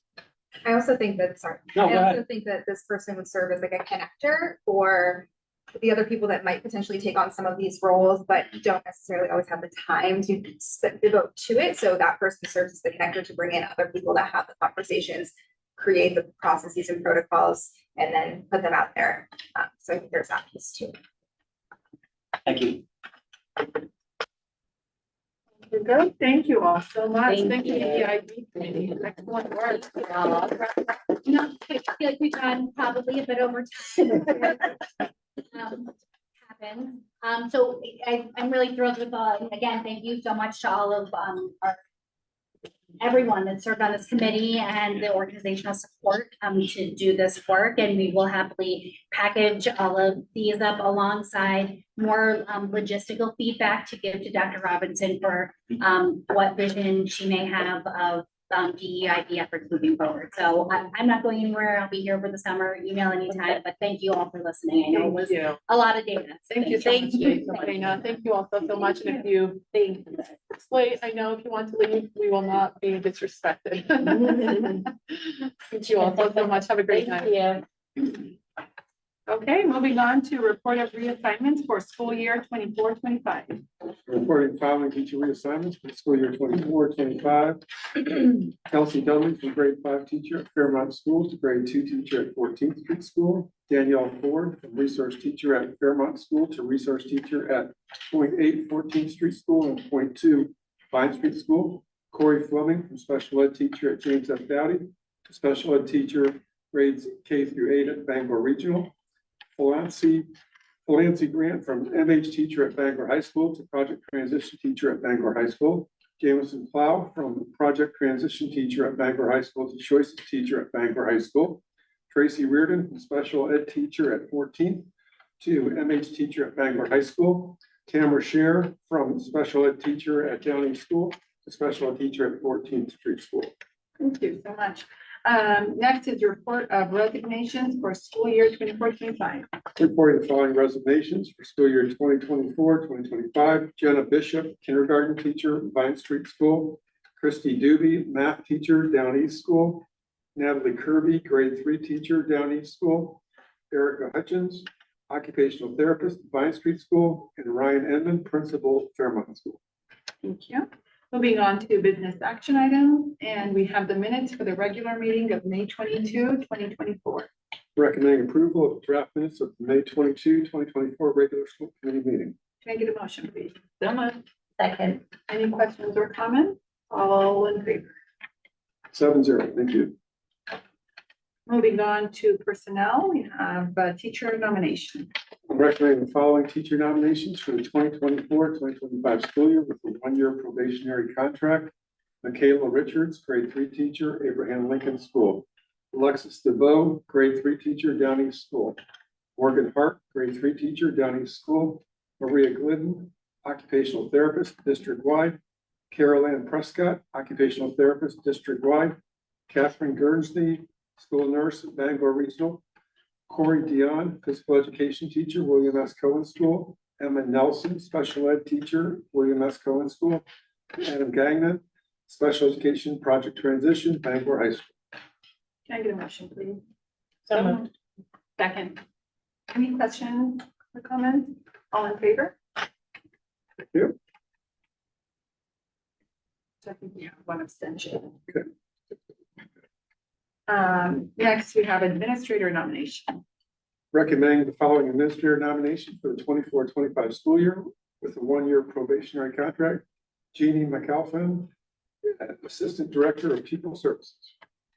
Motion, please. So moved. Second. Any questions? Comments? No? All in favor?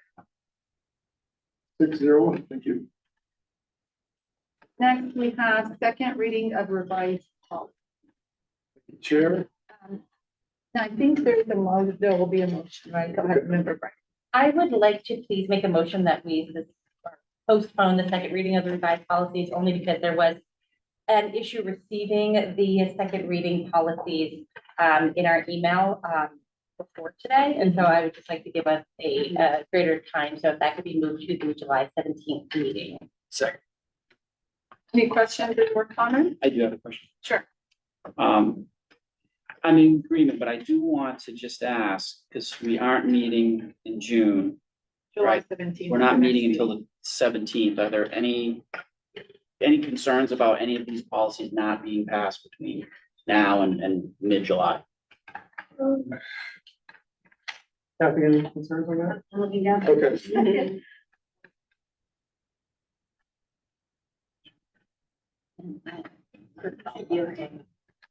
Thank you. And, Yes. I noticed on the agenda that under the detailed first and second page, that only one policy is listed as an introductory under 2A1, but there's actually on page 5. That was an update, I think. Thank you. So again, to make sure. So there are, We'll table those two. Yep. Let's make sure we were. you want to post the table those? Yes, yes. Thank you. So those are. Not the first reading. Yeah, just For the second and third. Second. Yep. And the first, okay. You wanna vote on it? Yes, all in favor? It's 7-0. Thank you. Are you doing that at the same time, so we don't have to We vote can, on the intervention items? We can vote. Everyone? 7-0. Thank you. Thank you. Next, we have donations and they'll be read by member John Drop. To William F. Cohen School from the Willie family, or sorry if it's Willie or Wiley. Willie Law Officer, the cash donation to support all students at the school dance having a total dollar value of $1,500. To James F. Dowdy School from the DMT Fund in memory of Daniel Thompson, a cash donation to support students having a total dollar value of $250. To Bangor Adult and Community Education from the Intention Corporation, an 8x8 customized backdrop with the Bangor Adult and Community Education logo and frame having a total dollar value of $1,000. And to the William S. Cohen School from Beth and Art Portrades, a cash donation to support students having a total dollar value of $250. Thank you so much. Motion. So moved. Second. Any questions, comments? All in favor? 7-0. Moving on to committee updates. Any comments and questions from the committee? Seeing none. Oh, sorry. Sorry, member. Go ahead. I just wanted to acknowledge the end of the school year and say thank you to our teachers and staff out there. And also just acknowledge that it's always kind of sad in some ways to see resignations. And I know people move on for a variety of reasons, some of which are very positive actually, and that's fine, and we wish them well. But I noticed some names of really good educators here who are resigning. I don't mean to single anybody out, but I'm going to, because I know her. Christy Doobie was my own kid's kindergarten teacher, and then she's been at Down East as a math coach. And I believe she's the only math coach in our district, which is really too bad to lose her. And I hope that we can continue. She's a great advocate for math and the importance of math teaching. We have math tutors as well. But I'm sorry to see her go. I'm sure it'll be positive development for her, hopefully professionally and personally. But I just wanted to wish her well and the other educators on here as well. And just acknowledge hopefully everybody has a smooth and successful end of the year here. Thank you. Thank you so much, Member Sprague. And Assistant Superintendent Sven Burke Harris did bring to my attention that there is one first reading of revised policy that we do need to do tonight. It's the revised policy GDB 9 supplemental compensation guide. I believe that in July, it'll go into effect July 1st. So Pay changes take place July 1st. the pay, did you all get that? But this is just the first reading that needs It's just to be- the first reading that needs to go through, and that way we can, but then how do we? We won't vote on it until July 17th. That's correct. That'll be after July.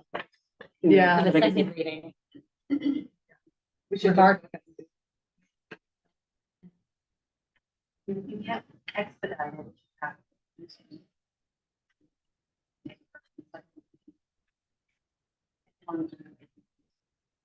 We had, nobody. No, we just got it. Could we? I mean, I. We had already met. I would recommend doing a first reading and then question department to be ready for the second reading in July 1. And they will get their pay. Okay. So, so if we do a first reading today, but we won't have voted on the second reading until July 17th.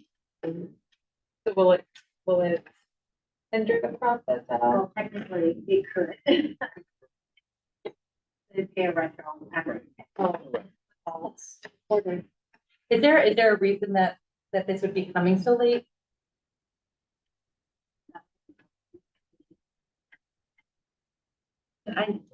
May I clarify? Sorry. Yeah. I don't think we mean like, why this one coming so late, yay in the email. I think we mean like, why is the first reading not able to have a second reading prior to when it can be authorized? I think is one question. Thank you. That's not the different office because it's all about pay. I don't know, Jared, if you. It feels like it should be. Agreed upon. Yeah. I know I'm very uncomfortable not approving a document I haven't seen. sure, of course. So that's all. But I would like, First reading will allow us to, work on it Right. later. Yeah. So I understand what the first reading does, and I appreciate that. I just, I would like to see it, and I would also, I'm hopeful that in the future, we're not in this limbo situation of having something go into effect in between first and second reading. And if there's any way that the policy committee could look at a larger calendar or. We didn't. This was not, this was not. Yeah, we didn't. Can you repeat that? It will not go into effect until you've accepted the 2 readings. Oh, 2 readings. Oh. But either way, it wouldn't have gone through, is what they're trying to say. Like, either way, it wouldn't have gone through before July 1st, because our next meeting. Right. That is July No, 17th. we did have a meeting on the 26th. Oh. Right, I understand. I'm just saying. So. Yeah, so I'm trying to now think of if this is gonna hinder the process. Is there a way we can expedite? What happens if we don't approve it? If we do what we initially voted on? And then how would that affect it? And then they're paying the same, and then if you approved it, then you could do it retroactively so that they get it back. Okay, would that have any tax implications? I don't want to. Oh, Question was, would there be any tax? If you did a retro. Very little. No, this is similar to, think of all of our contract negotiations. They're going to be effective probably July 1. They'll be settled later than July 1. Hundreds of people are going to receive retroactive pay to make up the difference. okay. So, but the folks on this policy are very small number, but we'll take care of it. We do corrections in the payroll law all the time. Yeah, so I recommend doing the first reading. Can I make a recommendation? If there are things that do have a firm deadline, that we have the first and second reading before they go into action. And that's something that, the policy committee can really work on too. Yeah, I mean, I have no knowledge of when things are responsible. Like I would have no idea of knowing. We just. There is the calendar. No, I'm saying myself and Tim would not know when things are, but other staff members would. Yes, This is not something. right, exactly. This is not the policy. Right, exactly. We did not see this policy, so this wouldn't really. Right. So there are that the policy committee doesn't look at. Yes. That's. This is more We don't- financial. the Policy committee does not do compensation because that's a contractual thing that goes into effect automatically, but you have to vote on it every year to approve those raises or pay changes. policy committee does not do it, it's not it's contract. So it just automatically goes through the business office and the superintendent's office. We don't do those readings. Well, it's not automatic, because We look more at the law. So back to first reading. Who's okay with doing that? Just so that we can jump into, Just for clarity, I'm so sorry. Can we, whomever is responsible for when these things need to be voted on at a certain time, can someone please say, I will make sure that we're able to have a revised policy within time, that we don't have to do something retroactively in the future, whomever that falls on, it falls on someone here. I don't know who is that someone? The reason this is coming before you again is, we try to hire summer workers. There's a list of different jobs you can apply for. And they're all listed as minimum wage. Okay. I don't know if you ever tried to hire anybody at minimum wage lately. You're not going to be able to do it.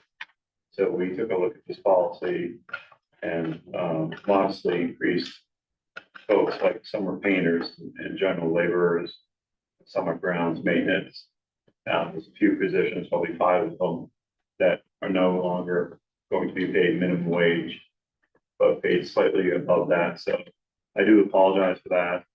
Thank you so much for that clarification, Jerry. That's really helpful. Thank you so much. But we have a number of administrators who want to hire various people, and Sure, we're just not going to do it at minimum wage. of course.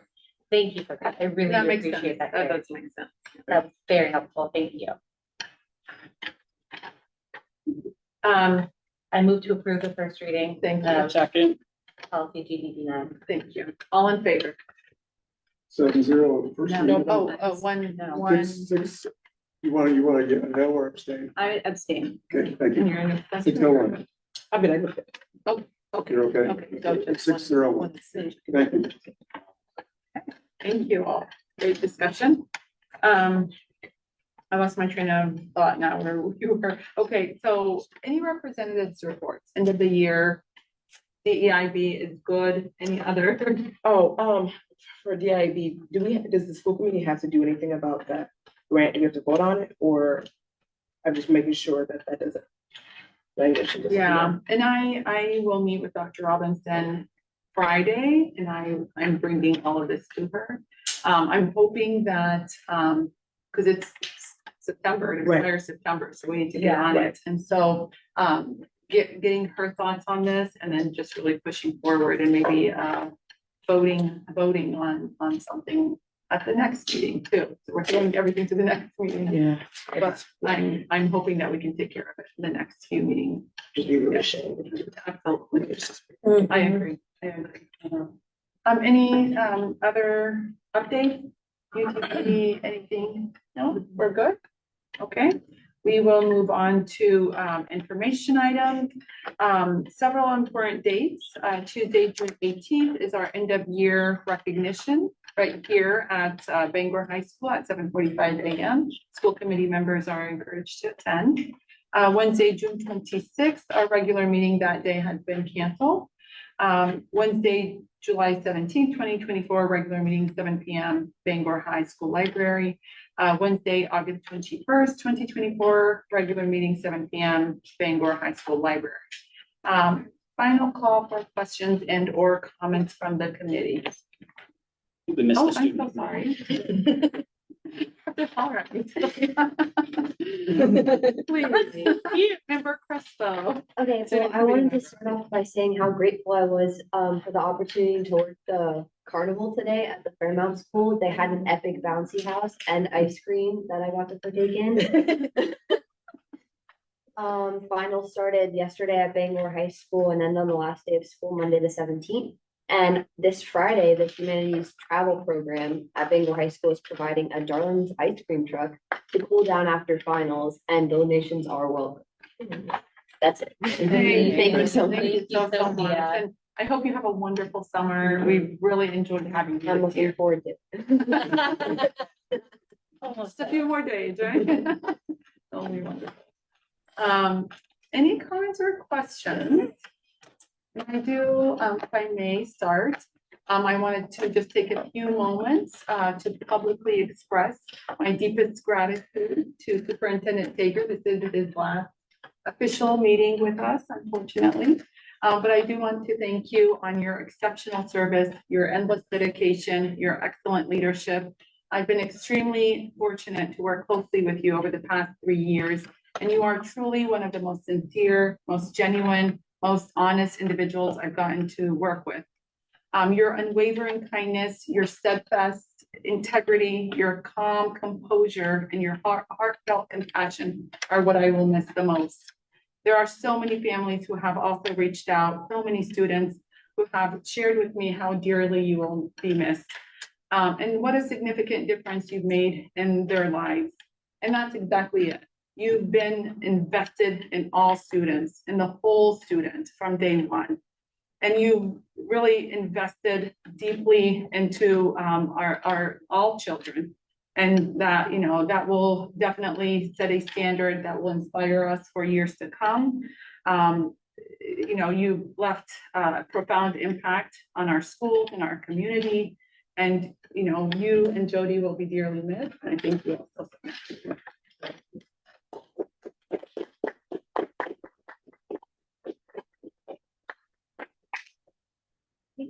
And anyone else, please? Oh, yeah. Oh, go ahead. I was like, okay.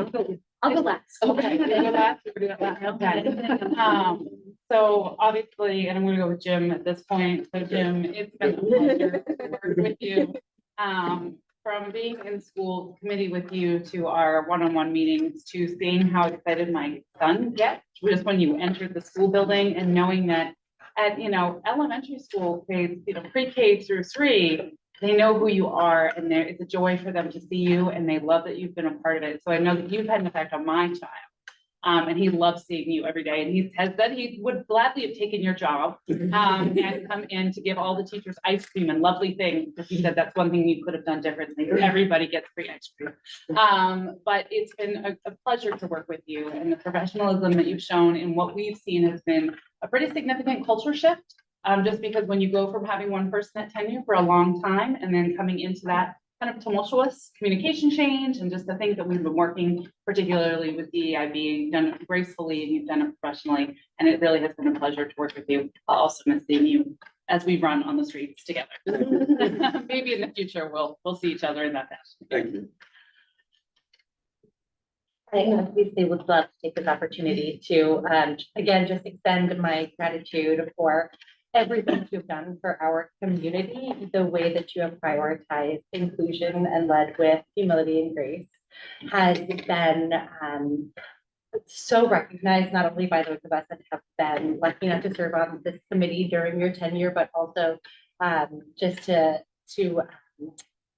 reiterate what member John Joe shared, the way that our children recognize you in the schools and see you as this individual that's there to support them and cheerlead them is a really unique leadership skill to have, Ms. Superintendent, and we've been really lucky to have you. Thank you. Members, that's right. I will miss most your ethic of care. I think you care deeply about educators, about families, and most importantly, you care deeply about students. And that's crucial for educational leaders, and you've been excellent in that way. I've also really appreciated how you lead with integrity. You're honest, and that comes through in all of my interactions with you, and I really appreciate that type of leadership. So thank you. Thank you. Other comments before here? Ditto. I've said this in the past, but I'll say it again. I think you're here at a really key moment in the history of the school department. You give us a great chance to reset, to focus, and we're gonna miss it for sure. Thank you, sir. Member Luciano, last but not least. So we put together a little sticky brief with you, and I will shimmy on over and bring it to you. We wanted, so mostly it was me. I was the one who was like, hang on, I want to do something a little bit different. So I'll just share you. Oh, So we went with this, not only because it was creepy to stalk your Twitter, sorry, but also because and I hope that you don't mind me saying this, but I think so much of what makes you special is Julie. And Julie, I want to make sure that you have a reaction too. And this to me seems like just such a joyful photo, and it's in such a space where I think of you as an every single sport game. And it just was something that I thought, right there. I'm not that I went to the stadium there, but I will also always picture you there too, because every time I'm up there, I see you. So it just, it's cheesy, but I hope. You know, there you go. Sorry. I know, yes. And we would love a picture, with you. Sure. Sure. One final picture.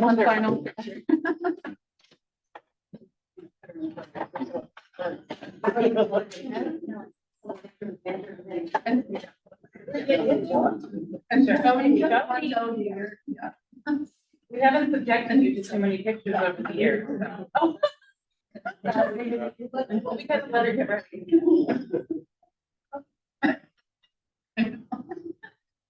Question.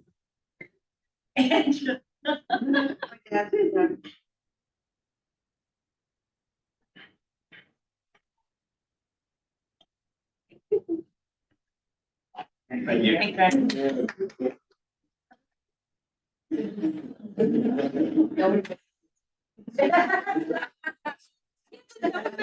you. She's like, if there's no problem, I'm gonna. All right. Okay, adjournment. Can I get a motion, please? So moved. Second. All in favor? We're adjourning there. Thank you all for sticking it out, by the way.